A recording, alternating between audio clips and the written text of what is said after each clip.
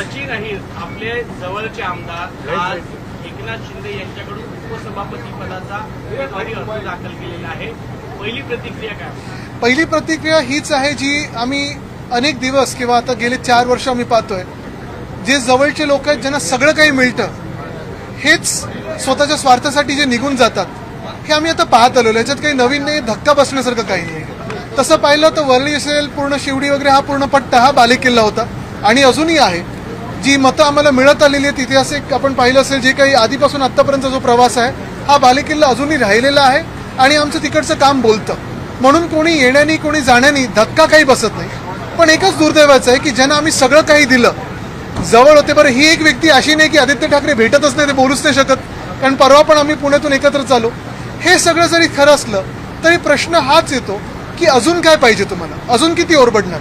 म्हणजे स्वतः आमदार आहेत, जी प्रभाग समिती तिथे मी त्यांच्याच मुलीला NGOच्या जे काही कोटा असतो त्याच्यातून प्रभाग समिती दिलेली आहे. भावाला मी BSCची समिती दिलेली आहे. भारतीय कामगार सेनेत पद आहे, शिवसेनेत उपनेता पद आहे. एवढं सगळं होऊन देखील BSC तर आहेच, BSCचे याच्यावर युनियनचे अध्यक्ष आहेत. मग अजून तुम्हाला काय पाहिजे हा एक प्रश्न पडतोच. म्हणजे आम्ही काही कमी दिलं का? तसं नाही आहे. जे काही इतर बोंबलत असतात की भेटत नव्हतं तसंही होतं का? तर रोज तुमचे माझ्यासोबत फोटो आहेत, रोज येता जाताना भेटता. मग अजून काय करायचं तुमच्यासाठी? रोज काय तुमच्या आरत्या करायच्या का? हाच एक प्रश्न पडतो. पण कोणी येण्याने कोणी जाण्याने काही फरक पडत नाही. जो बालेकिल्ला आहे तो तसाच राहणार. अरे परवा पुण्यावर येताना आमची सखोल चर्चा, कुठे कुठे काय काय करायला पाहिजे, काय परिस्थिती आहे. पण एक निश्चित होतं, थोडं मनात नैराश्य होतंच की आता लोकशाहीचं कसं होणार, लढणार कसं, असं तसं हे सगळं होतं की आता पुढे काय होणार, संविधानच बदलत आहेत. पण मुळात हाच प्रश्न आहे. जे जात आहेत त्यांना, मग सचिन भाऊ असतील किंवा सगळे कोणी असतील, त्यांना हाच प्रश्न आहे. जे खासदार गेलेत किंवा आज हे गेलेले आहेत, पुढेही कोण जे फोडायला ते ज्यांच्यावर लक्ष असतील, की जे आपली मंदिरं लुटत आहेत. अयोध्येचा जमीन घोटाळा ज्यांनी केला, उज्जैनमध्ये जमीन घोटाळा केला, अशी हिंदू मंदिरं लुटणाऱ्यांसोबत तुम्ही कसे बसू शकता? जे महामानव डॉक्टर बाबासाहेब आंबेडकरांचं संविधान बदलू इच्छित आहेत, 2/3 पूर्ण जे काही मेजॉरिटी पाहिजे ते करून, 2/3 मेजॉरिटी करून, ज्यांना डॉक्टर बाबासाहेब आंबेडकरांनी दिलेलं संविधान बदलायचं आहे, तुम्ही त्यांच्यासोबत कसे बसू शकता? आणि तिसरी गोष्ट म्हणजे, ठीक आहे, हे आम्ही थोडं खोलावर अभ्यास केल्यानंतर समजायला लागलेलं आहे की हे जे काही पहिलं ऑपरेशन टायगर होतं, मग आता हे आहे, मग सतत ही चर्चा चालली आहे. हे ऑपरेशन टायगर मुळीच नाही आहे, हे ऑपरेशन देवेंद्र फडणवीस आहे आणि त्याचा हा परिणाम आहे. थोडं मराठी सुनील शिंदे असं म्हणतात की पक्षाच्या काही नेत्यांनी आत्मचिंतन केलं पाहिजे, सुनील शिंदे असं म्हणतात. मला वाटतं एक महत्वाची हीच गोष्ट आहे की ऑपरेशन देवेंद्र फडणवीस आहे आणि ज्यांना ज्यांना समजते त्यांना हे कळतं. जे कोणाला माहिती आहे ते करते. सुनील शिंदे यांचं असं म्हणणं आहे, अरे ठीक आहे ना, काही फरक नाही पडत असले नसले तरी. म्हणजे सकाळी त्यांनी मला मेसेज पाठवले की उभे नाही राहणार, पण हे सगळे म्हणण्याच्या गोष्टी असतात. महत्वाची गोष्ट हीच आहे की कोणी कुठूनही उभं राहिलं. आपण पाहिलं ना, वाराणसीत पण 3दा एका उमेदवाराला मागे जावंच लागलं, ट्रेलिंग होतेच. आणि आज मी परत एकदा विचारतोय, या देशातली लोक असतील, हे जी भाजप आज राम मंदिर बनवू म्हणून असंख्य कार्यकर्त्यांना ज्यांनी रस्त्यावर आणलं, आंदोलनं करायला लावले, आमच्यासारखे पक्ष ते आंदोलनात होते, भाजपने दंगली घडवून आणल्या, तेच आज राम मंदिर लुटत आहेत. आज दुसरी गोष्ट, हाच एक महत्वाचा प्रश्न पडतो की भाजपच्या कार्यकर्त्यांना आणि संघाच्या कार्यकर्त्यांना माझा सवाल आहे की एवढे सगळे लोक तुम्ही डोक्यावर बसून आज परत एकदा उपसभापती पदावर बसवले, का नाही कोणी भाजपचा कार्यकर्ता तिथे बसलेला आहे? जे 25-30 वर्ष घरदार सोडून भाजपसाठी प्रचार करतात, त्यांना बाजूला ठेवून तुम्ही हे उपरे बसवताय तुमच्या डोक्यावर. कसं चालतंय तुम्हाला? हे भाजपनी विचार केला पाहिजे. आणि म्हणून पुन्हा एकदा बोलतो, हे ऑपरेशन टायगर नाही, तर ऑपरेशन देवेंद्र फडणवीस आहे. त्याच्यात आम्ही कोलॅटरल पक्षांतर बंदी कायद्याअंतर्गत कारवाई होऊ शकते का? जी काही योग्य कारवाई असेल ती आम्ही केल्याशिवाय राहणार नाही. पण दुसरी गोष्ट पुन्हा एकदा मी तुम्हाला विचारतो, भाजपचे कार्यकर्ते आज जे वर्षानुवर्ष काम करत घरदार सोडून इथपर्यंत पोहोचले आहेत, त्यांना काय उच्च पदं मिळत नाहीत? एवढी सत्ता असताना खालती 130-136 त्यांचे आमदार आहेत, तरी देखील का नाही सत्ता मिळत? का सत्तेपासून दूर ठेवलं जातं? का तुम्हाला बाहेरचे लोक लागतात? एक तर तुमच्याकडे टॅलेंट नसेल किंवा तुमच्या कार्यकर्त्यांना पुढे आणायचं नसेल. शिवसेना ही सत्ता पक्षांना संपवायची. थांबा, वरळी पुढचे आमच्या तिकडचे 2 प्रश्न तुम्हाला. तुम्ही म्हणता 2019ला पहिली सर्वात संधी तर आपण सचिन अहिरांना दिली होती, सुनील शिंदे असताना पहिली आमदारकी त्यांना दिली, त्या ठिकाणी नाही, पहिली आमदारकी सुनील शिंदेना मिळाली होती. पण सचिन अरे वरळीच असून तुम्ही असे तुम्ही सचिन अहिरांना पण बघा, जे ज्यांना ज्यांना शब्द दिला आम्ही तो पाळला. आमदारकीचा असेल, खासदारकीचा असेल, नगरसेवक पदाचा असेल, कोऑपचा असेल, ज्यांना ज्यांना आम्ही शब्द दिले ते पाळले. आम्ही शब्द पाळणारे आहोत.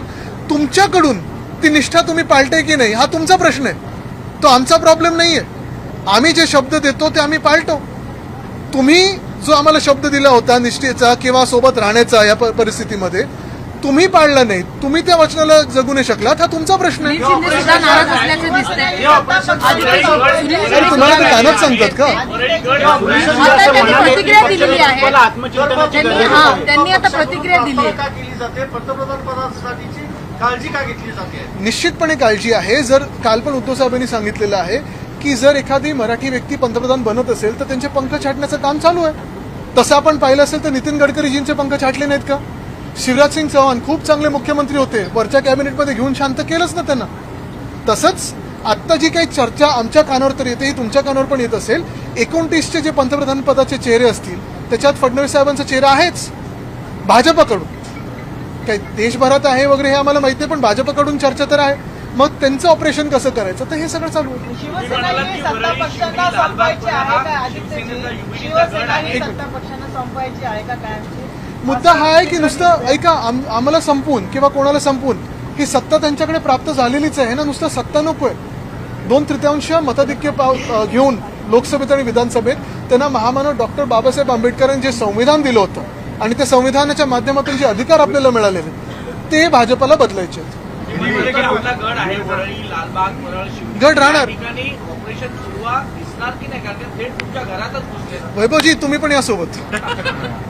अनिल जी, हिंदी में जिस तरह से आज सचिन अहिर शिवसेना में शामिल हुए हैं, ये कहा जा रहा है कि वो 2022 में शिवसेना का जो धनुष्यबाण चुनाव चिन्ह है उसी पर चुनकर आए थे और आज वो चुनाव चिन्ह एकनाथ शिंदे के पास है, इसलिए वो जो है किसी देखिए, एक चोर के पास कोई चुनाव चिन्ह हो तो क्या वो चोरी लेजिटिमाइज की जाती है? तो कानून व्यवस्था किसके लिए? जो हम न्याय मांग रहे हैं वो इसीलिए है ना कि चोरी को लेजिटिमाइज ना किया जाए. क्या न्याय व्यवस्था इस चोरी को लेजिटिमाइज करेगी? अभी के भी जो सीजीआई साहब हैं उन्होंने भी कहा है कि justice delayed is justice destroyed. और आप देख रहे हो जो टीएमसी के साथ हो रहा है, जो आम आदमी पार्टी के साथ हुआ है, जो हमारे साथ पहले हुआ. अगर हमारे केस में पहले ही न्याय मिल जाता तो ये स्थिति आज नहीं होती. और ये स्थिति सिर्फ राजनीतिक दलों की नहीं है, ये स्थिति इन्होंने संविधान की बना के रखी है, जिस संविधान का अपमान भाजपा कर रहा है. और हमारी यही अपेक्षा है कि न्याय व्यवस्था उस संविधान का आदर करे. आपके करीबियों में से सचिन अहिर रहे हैं. एकनाथ शिंदे जी की ओर से ऐसा लग रहा है. देखो, ये ऑपरेशन टाइगर नहीं था. अगर आप इसमें थोड़ी पढ़ाई करें पूरे व्यवस्था की जो हुआ है, ये ऑपरेशन देवेंद्र फडणवीस है. उनके पंखों को छाटा जा रहा है. ऐसा क्यों लग रहा है? ऐसा क्यों लग रहा है? ना ऐसा क्यों लग रहा है? आपको नहीं लगता? नहीं, आपसे जो आप उनकी बॉडी लैंग्वेज देखिए, आप उनके पावर्स देखिए, आप उनकी पिछले शायद उनका सीएम करके आखिरी सत्र हो सकता है. इसके बाद उनको शायद यूनियन कैबिनेट में लिया जा सकता है फडणवीस साहब को. लेकिन इसी का अर्थ यही होगा कि उनका ऑपरेशन सक्सेसफुल हो. सचिन अहिर को आप रोक नहीं पाए, आपके बेहद करीबियों में से हैं, वर्ली से हैं और आपके बेहद करीबियों में कचरे को मैं ध्यान नहीं देता. आप अपने वो करीबियों बीएमसी का काम है, वो देख लेगी. आप अपने करीबियों को भी रोक नहीं पाए. लगातार ये जो विपक्ष है आरोप लगा रहा है भाई किसी तरह से आप पार्टी को संभाल नहीं पा रहे हैं. आप देखिए, करीबी हो करीबी ना हो, बात यही होती है कि आप किस नैतिकता के आधार पे चलते हैं. वही सबसे अहम मुद्दा होता है जीवन में. अगर आपको विधायक बनाया गया है, आपकी बेटी को हमने एनजीओ की जो कोटा है उसमें से प्रभाग समिति दी है, आपके भाई को बीएसटी की समिति दी है, आपको भारतीय कामगार सेना दी है, आपको और कोई यूनियंस दी है, तो नैतिकता के आधार पे आप तो उसी पार्टी के साथ रहना चाहिए. और अगर उतनी भी नैतिकता नहीं है तो आप आईने में कैसे देख सकते हो खुद को? सर, क्या सचिन ने आपसे कोई बात करके आपको कोई स्पेसिफिक रीजन दिया कि किस रीजन देखिए, क्या है कि जो पर्सनल रीजंस होते हैं जिनका दिल किसी और में अटक जाता है, तो क्या रीजन देंगे? आइए चलो चर्चा करते हैं. यहाँ क्या हमने कम दिया, बुलाइए. अब भी मैं तो यहीं खड़ा हूँ. नेताओं की परख में कहीं आप लोग की कमी रह गई? शायद हो सकती है, क्योंकि हम तो अंधविश्वास डालने वाले, हम अंधभक्त नहीं है. लेकिन जो साथ में होता है, जो आसपास होता है, उसमें हम अंधविश्वास करते हैं. आदित्य जी, 2029 की आप हिंदी कब हुए? अच्छा तो हिंदीवर आते क्या वो सबसे बड़ी चुनौती आप मानते हैं? क्योंकि बिल्कुल 2029 का चुनाव भाजपा के लिए सबसे बड़ी चुनौती है। जिस भाजपा ने इस देश में और हम सबको लेके हिंदुत्व पे राजनीति की, जिस भाजपा ने इस देश में दंगे करवाए, आज भी पोलराइजेशन कर रहे हैं, जिस भाजपा ने राम मंदिर का मुद्दा लेके रथ यात्रा की इस देश में, वही भाजपा और वही भाजपा के लोग आज अयोध्या में जमीनों की चोरी कर रहे हैं, उसी में घोटाला कर रहे हैं। आज उसी भाजपा से ये अपेक्षित नहीं था कि उनके मुख्यमंत्री स्वयं उज्जैन में जाके वहां के मास्टर प्लान से छेड़छाड़ करें और वहां भ्रष्टाचार करें। आज ये जो सारे विधायक या सांसद भाजपा के साथ बैठ रहे हैं या भाजपा के पास जाएंगे, मैं उन्हें चैलेंज देता हूं कि आने वाले संसद के सत्र में पूछे उनसे कि उज्जैन में कैसे भ्रष्टाचार हुआ। मैं उन्हें चैलेंज देता हूं कि पूछे अयोध्या में क्या भ्रष्टाचार हुआ, क्यों घोटाला किया, हमारी हिंदुओं की जो भावना है उनसे क्यों खेला गया। आज मैं पूछना चाहता हूं इन्हीं सब लोगों से जो आज भाजपा के साथ बैठना चाहते हैं। तो देश के हिंदू ये भी पूछेंगे 29 में कि यही क्या वो भाजपा है जिन्होंने बाहर के लोगों को, जिन पे भ्रष्टाचार का आरोप है, जिन पे बड़े बड़े वीडियोज है, वो सारे लोगों को अपने सांसद बनाए, मंत्री बनाए, मुख्यमंत्री बनाए। क्या यही भाजपा है जो एक बार साफ थी और भ्रष्टाचार खिलाफी थी? क्या यही भाजपा है जो खुद को हिंदुत्ववादी कहलाती थी, जिसने आज अयोध्या में जब घोटाला हुआ, भ्रष्टाचार हुआ, कोई सवाल नहीं पूछना दिया, और उज्जैन में भी जो भ्रष्टाचार हुआ है तो मुख्यमंत्री नहीं बदल रहे? तो भाजपा के लिए सबसे बड़ी चुनौती रहेगी। आदित्य ठाकरे 2029 में वर्ली विधानसभा से फिर एक बार चुनाव लड़ेंगे। आप जहां से बोलो वहीं से लड़ूंगी। बनारस से हो तो बनारस से लड़ूंगी। लड़ने में क्या है, जीतेंगे भी क्योंकि ये हमारा गढ़ है। और आप देखोगे देश में परिवर्तन 29 में होगा। जिन्होंने अयोध्या में भ्रष्टाचार किया है, जिन्होंने उज्जैन में भ्रष्टाचार किया है, उन्हें ये